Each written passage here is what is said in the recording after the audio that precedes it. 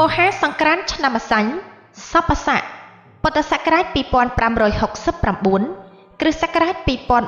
2025មហាសករាជ1947ចលសករាជ1387សុភមស្តុវរៈមង្គលាជយាតិរេកព្រះពុទ្ធសករាជព្រះសាសនាអតិកន្តាកន្លងទៅហើយបាន2568ត្រឹមថ្ងៃអាទិត្យ15កើតខែពិសាខលុះដល់ថ្ងៃច័ន្ទ1រោចខែពិសាខឆ្នាំម្សាញ់សពស័កតទៅចូលពុទ្ធសករាជ2569និងកណនីឆ្នាំម្សាញ់ឥឡូវនេះសង្ក្រាន្តចូលនៅថ្ងៃច័ន្ទ2រោចខែចែកត្រូវនៅថ្ងៃទី14ខែមេសាគ្រិស្តសករាជ2025វេលាម៉ោង4:48នាទីពេលនោះព្រះអាទិត្យចេញពីមីនរាសីទៅស្ថិតនៅឯមេសរាសីតាមផ្លូវគោវិថីគឺផ្លូវកណ្ដាលមានទេវធីតាមួយព្រះអង្គជាមគ្គនិយិកាព្រះនាមកោរិកៈទេវីជារាជបុត្រីទី2នៃកបិលមហាព្រហ្មគង់នៅចតុមហារាជការទ្រង់អំពរពណ៌លឿងលម្អនៅព្រះការដោយសៀតផ្កាអង្គាបបុសអភរណៈកែវមុតតាផុសហាទ្រង់តេលំប្រេងព្រះហស្តស្ដាំទ្រង់ព្រះខ័នព្រះហស្តឆ្វេងទ្រង់ឈើច្រត់ទ្រង់គង់ផ្ទុំបិទព្រះនេត្រលើខ្នងស្ដេចភ្ជាស្ដេចខ្លាជាយានពីហណៈទៅនាំអស់ទេវបុត្រទេវធីតាទាំងមួយសែនកោដ្ឋហោះទៅកាន់គុហាកែវធម្មមេលីនាទីភ្នំកៃឡាសខេត្តហេមពាន្តជាទីតម្កល់ទុកនៅព្រះសិរសាកបិលមហាព្រហ្មដែលតម្កល់លើពានមាសនាំមកដង្ហែប្រតិសិនភ្នំព្រះសុមេរុរាជតាមផ្លូវព្រះអាទិត្យចរចំនួន60នាទីទើបនាំយកទៅតម្កល់ទុកកន្លែងដើមវិញហើយប្រជុំទេវបុត្រទេវធីតាទាំងមួយសែនកោដ្ឋចូលទៅស្រង់ទឹកអនន្តមហាស្រះដែលមានទឹកហូរចេញពីបំពង់ថ្មកែវដែលជាមាត់គោឧសភរាជទាំង7ត្រជាក់ក្សេមខ្សាន្តព្រះរាជហឫទ័យហើយនាំគ្នាចូលទៅសមាទានរក្សាសិលដោយសមនស្សរីករាយគ្រប់ព្រះអង្គក្នុងភគវតីសភាសាលាដែលព្រះវិសកម្មទេវបុត្រនិមិត្តថ្វាយដើម្បីបន្ទោបង់អពមង្គលឲ្យជ្រះស្រឡះហើយចម្រើននៅសិរីសួស្តីជ័យមង្គលជន្មាយុយិនយូរដល់ទេវតានិងមនុស្សសត្វផងទាំងឡាយតាំងពីឆ្នាំថ្មីចូលមកនេះបានទូលំទូលាយសុខក្សេមខ្សាន្តតរៀងទៅថ្ងៃច័ន្ទ2រោចខែចែកត្រូវនឹងថ្ងៃទី14ខែមេសាគ្រិស្តសករាជ2025វេលាម៉ោង4:48នាទីទៀបភ្លឺជាថ្ងៃចូលឆ្នាំវរៈមហាសង្ក្រាន្តថ្ងៃអង្គារ3រោចខែចែកត្រូវនឹងថ្ងៃទី15ខែមេសាគ្រិស្តសករាជ2025ជាថ្ងៃវរៈវណ្ណបតថ្ងៃពុធ4រោចខែចែកត្រូវនឹងថ្ងៃទី16ខែមេសាគ្រិស្តសករាជ2025វេលាម៉ោង8:27នាទី36វិនាទីជាថ្ងៃវរៈឡើងស័កគម្រប់ជាសង្ក្រាន្ត3ថ្ងៃស្រេចបរិបូរចូលជាសកលឆ្នាំម្សាញ់សពស័កមហាសករាជ1947ចលសករាជ1387តទៅនៅក្នុងឱកាសសង្ក្រាន្តទាំង3ថ្ងៃសូមអស់ប្រជាពលរដ្ឋប្រុសស្រីផងទាំងឡាយរៀបចំពលិកាគ្រឿងសក្ការៈបូជាអុជប្រទីបជ្វាលាថ្វាយព្រះរតនត្រ័យនិងទទួលស្វាគមន៍ទេវបុត្រទេវធីតាឆ្នាំថ្មីហើយខំលះបង់ចិត្តអាក្រក់អន្តេរដ្ឋីជាចិត្តអប្រិយជាប់ដោយគំនុំគុំគួនព្យាបាទឈ្នានីសដែលកើតមានក្នុងឆ្នាំចាស់ឲ្យជ្រះស្រឡះតាំងចិត្តប្រព្រឹត្តល្អប្រកបដោយមេត្តាករុណាមុទិតាឧបេក្ខានិងបញ្ញាធ្វើបុណ្យសន្តានតាមប្រពៃណីរក្សាសិល5ឲ្យបានជាប់ជានិច្ចនោះទេវតានឹងឲ្យពរសពសាធុការលោកអ្នកនឹងមានសិរីសួស្តីសុភមង្គលវិបុលសុខគ្រប់ប្រការតាំងពីឆ្នាំថ្មីនេះតរៀងទៅរំដាប់ទទួលទេវតារំដាប់ទទួលទេវតាតាមទំនៀមពីបុរាណរៀងរហូតមកត្រូវរៀបរៀងទទួលទេវតានៅខាងមុខផ្ទះមួយសម្រាប់តាំងគ្រឿងពលិកាផ្សេងត្រូវរៀបចំក្រាលសម្ពុតពណ៌សឬសម្ពុតតាមអំពរទេវតាក៏បានហើយរៀបចំនៅគ្រឿងសក្ការៈបូជាទេវតាមានជាអាចបាយសី9ថ្នាក់មួយគូបាយសី7ថ្នាក់មួយគូបាយសី5ថ្នាក់មួយគូបាយសី3ថ្នាក់មួយគូបាយសីបច្ឆាមមួយគូស្លាធម៌មួយគូទឹកអប់មួយគូទៀន5ធូប5លៀក5ផ្កា5ដាក់លើជើងពានមួយគូចែកនួនចែកដាំវ៉ាដាក់លើជើងពានមួយគូផ្លែឈើ11មុខរៀបដាក់ជើងពាន11គូដងឡើងមួយគូទឹកស្អាត2កែវ ស្រេចហើយនៅវេលាម៉ោងដែលទេវតាចុះមកត្រូវជួបជុំក្រុមគ្រួសារដើម្បីថ្វាយបង្គំព្រះនមស្ការព្រះរតនត្រ័យ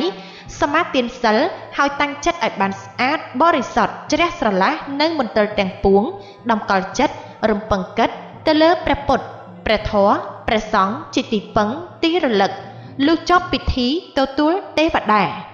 នៅខាងដើមរៀនគួរមានឃ្លោះមួយបាំងផងដែរនៅគ្រប់ដង្វាយទាំងអស់ត្រូវដាក់ផ្កាម្លិភួងពីលើគ្រប់ដង្វាយនៅលើជើងពៀននិងនៅលើបាយសីត្រូវដោតទៀនហើយដុតបំភ្លឺទំនាយតាមថ្ងៃសង្ក្រាន្តក្នុងឆ្នាំម្សាញ់សពស័កទំនាយថ្ងៃមហាសង្ក្រាន្តចូលឆ្នាំត្រូវនឹងថ្ងៃច័ន្ទទំនាយថាឆ្នាំនោះនឹងចាញ់សេនាបតីអ្នកធំអុកញ៉ាលោកជំទាវទាំងឡាយចាញ់មានន័យថាខូចបនស័កអនរិស័យមានវិបត្តិភ្លៀងនឹងមានដើមឆ្នាំស្រូវអង្គរល្អណាស់តែមនុស្សនៅជួបផលលំបាកឲ្យក្រែងប្រយ័ត្នខ្សាត់និងមន្ត្រីជំទាវខណាងធ្វើអាក្រក់ធ្វើបាបនឹងកើតមានការតស៊ូរើបំរាស់មនុស្សនឹងកើតជំងឺដង្កាត់ច្រើនទំនាយថ្ងៃវរៈវណ្ណបតត្រូវនឹងថ្ងៃអង្គារទំនាយថាឆ្នាំនោះស្លាមលូស្រូវអង្គរត្រីសាច់នឹងថ្លៃអាមាត្យមន្ត្រីនឹងខូចបនស័កឬត្រូវក្តៅក្រហាយចិត្តយ៉ាងច្រើនទំនាយថ្ងៃឡើងស័កត្រូវនឹងថ្ងៃពុធទំនាយថាឆ្នាំនោះរាជបណ្ឌិតបរហិតអាចារ្យហោរានឹងមានសេចក្តីសុខសម្រានជាអនេកប៉ុន្តែមានដង្កូវក្រាស៊ីស្រូវទំនាយប្រចាំឆ្នាំម្សាញ់សពស័កកេណ្ឌព្រះភិរុណសាសឆ្នាំនេះពុទ្ធជាអធិបតីបាននិមួយបង្អល់ទឹកភ្លៀង600មេដែលចែកចេញជាចក្រវាល240មេព្រៃហេមពាន180មេមហាសមុទ្រ120មេនិងចម្ពោះទ្វីបមនុស្សលោកមានចំនួន60មេបណ្ដាលឲ្យទឹកភ្លៀងនៅដើមឆ្នាំកណ្ដាលឆ្នាំនិងចុងឆ្នាំភ្លៀងស្មៅល្អកេណ្ឌធិរាតិគុណឆ្នាំនេះស្ថិតនៅរាសីវិច្ឆិកាត្រូវត្រង់អបោធាតុចុះទំនាយថាអាកាសធាតុត្រជាក់ទឹកភ្លៀងដើមឆ្នាំកណ្ដាលឆ្នាំច្រើនចុងឆ្នាំតិចទឹកច្រើនទំនាយទឹកទន្លេឆ្នាំនេះទំនាយអំពីទឹកទន្លេស្ទឹងបឹងបួរទំនាយថាទឹកទន្លេស្ទឹងបឹងបួរធំជាមធ្យមកេណ្ឌធញ្ញហាឆ្នាំនេះឈ្មោះថាលិភៈទំនាយថាស្រូវក្នុងស្រែចម្ការបានផល9ភាគខូចខាតអស់1ភាគប្រជានុរាមានសេចក្តីសុខសេចក្តីសួស្តីចម្រើនជាភយោភាពធញ្ញហាមេងសហាផលហានិងឧត្តមបរិបូរណ៍ប្រសើរណាស់ទំនាយការធ្វើស្រែទំនាយកេណ្ឌការធ្វើស្រែទំនាយថាស្រែដីទំនាបនិងស្រែដីទួលគ្រប់ទីកន្លែងបានផលល្អដូចគ្នាទាំងពីរយ៉ាងកេណ្ឌប្រឹក្សាឆ្នាំនេះត្រូវចំសេះ5ត្រូវត្រង់ដើមអំពៅជាស្ដេចមានទំនាយថាក្នុងស្រុកនឹងមានភ្លៀងច្រើនទឹកនឹងលិចស្រូវកេណ្ឌព្រះអាទិត្យឆ្នាំនេះព្រះអាទិត្យជិះមេឃជាដើមទៅទំនាយថានឹងមានសឹកសង្គ្រាមស្ត្រីទាំងឡាយនឹងប្រសូតកូនល្អជាអតិជាតិបុត្រហើយឆ្នាំនេះមានភ្លៀងច្រើនការកំណត់ប្រតិទិនឆ្នាំនេះជាឆ្នាំប្រក្រតីសតិនថ្ងៃក្នុងឆ្នាំសូរ្យគតិមានចំនួន365ថ្ងៃខែកុម្ភៈឆ្នាំ2025មានចំនួន28ថ្ងៃជាឆ្នាំអថវិរៈខែចេសមាន30ថ្ងៃឆ្នាំច័ន្ទគតិមានចំនួន355ថ្ងៃប្រក្រតីមាសខែច័ន្ទគតិមានចំនួន12ខែចូលព្រះវស្សានៅថ្ងៃសុក្រ1រោចខែអាសាឍត្រូវនឹងថ្ងៃទី11ខែកក្កដាគ្រិស្តសករាជ2025ជាវរៈមហាថឹកបានរឹក20តិថី16ជាការវស្សានរដូវត្រូវតាមគន្លងប្រពៃណីពីបរមរានដែលមានព្រះអាទិត្យនិងព្រះច័ន្ទចរជាប្រធានត្រឹមត្រូវតាមចក្ខរាសីឲ្យបានដឹងកំណត់ទ្វារទស្សមាសទើបធ្វើការសារពើបានចម្រើននៅសិរីសួស្តីជ័យមង្គលបរិបូរហោងបាតុភូតលើផ្ទៃមេឃឆ្នាំ2025នៅក្នុងឆ្នាំ2025មានគ្រាសចំនួន4ដងដែលសុគ្រាសមាន2ដងច័ន្ទគ្រាស2ដងទៅតាមតំបន់ផ្សេងនៃពិភពលោកតាមការបរិច្ឆេទដូចខាងក្រោមនៅថ្ងៃសុក្រ1រោចខែផល្គុនឆ្នាំរោងឆស័កចលសករាជ1386ត្រូវនៅថ្ងៃទី14ខែមីនាឆ្នាំ2025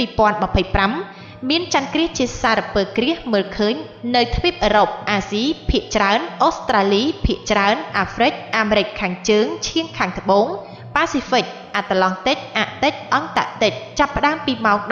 12:10នាទី ហើយបញ្ចប់នៅម៉ោង 15:48 នាទីនៅភ្នំពេញនិងកម្ពុជាយើងមើលមិនឃើញទេនៅថ្ងៃសៅរ៍មួយកើតខែចែកឆ្នាំរោងឆស័កចលសករាជ1385ត្រូវនឹងថ្ងៃទី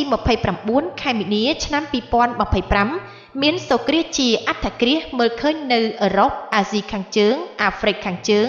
លិចភាគច្រើនអាមេរិកខាងជើងនិងខាងត្បូងអាត្លង់តិកអាក់តិកចាប់ផ្ដើមពីម៉ោង 15:51 នាទីហើយបញ្ចប់នៅម៉ោង 19:44 នាទីនៅភ្នំពេញមើលមិនឃើញនោះទេនៅថ្ងៃអាទិត្យ15កើតខែភទ្របទឆ្នាំអសាញ់សពស័កចលសករាជ1387ត្រូវនឹងថ្ងៃទី8 ខែកញ្ញាឆ្នាំ2025មានចន្ទគ្រាសជាសារពើគ្រាសមើលឃើញនៅអឺរ៉ុបអាស៊ីអូស្ត្រាលីអាហ្វ្រិកខាងលិចខាងជើងអាមេរិកខាងត្បូងប៉ាស៊ីហ្វិកអាត្លង់តិកមហាសមុទ្រឥណ្ឌាអាក់ទិកអង់តាក់ទិកចាប់ផ្ដើមពីម៉ោង 23:27 នាទីហើយបញ្ចប់នៅម៉ោង 2:59 នាទីនៅថ្ងៃទី8 ខែកញ្ញានៅក្នុងតំបន់ភ្នំពេញនៃកម្ពុជាយើងមើលឃើញជាសារពើគ្រាសថ្ងៃច័ន្ទ15រោចខែភទ្របទឆ្នាំអសាញ់សពស័កចលសករាជ1387ត្រូវនឹងថ្ងៃទី22ខែកញ្ញាឆ្នាំ2025មានសូរ្យគ្រាសជាអត្តគ្រាសមើលឃើញនៅភាគខាងត្បូងនៃអូស្ត្រាលីប៉ាស៊ីហ្វិកអាត្លង់តិកអង់តាក់ទិកចាប់ផ្ដើមពីម៉ោង 2:43 នាទីហើយបញ្ចប់នៅវេលាម៉ោង 4:54 នាទីនៅក្នុងរាជធានីភ្នំពេញនៃកម្ពុជាយើងមើលមិនឃើញទេ